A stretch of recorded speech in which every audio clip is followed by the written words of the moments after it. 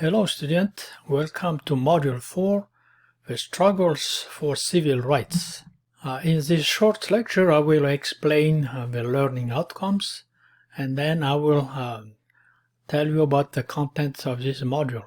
First, in terms of learning outcomes, upon completing this module you should be able to compare and contrast Booker T. Washington and W.B. Du Bois approach to racial inequality. Then you should be also able to identify the black leaders and organizations of the 1900s. Next, you should be also able to explain what the civil rights was all about.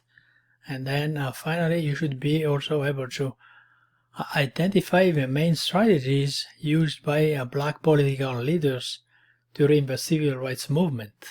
In terms of its content, this module will contain 4 recorded lectures. So each one of these lectures will be followed by a reading. So I urge you to complete the readings. Next, you have a map exercise to complete, 1 video to watch and to respond to, and finally 1 quiz to take at the end.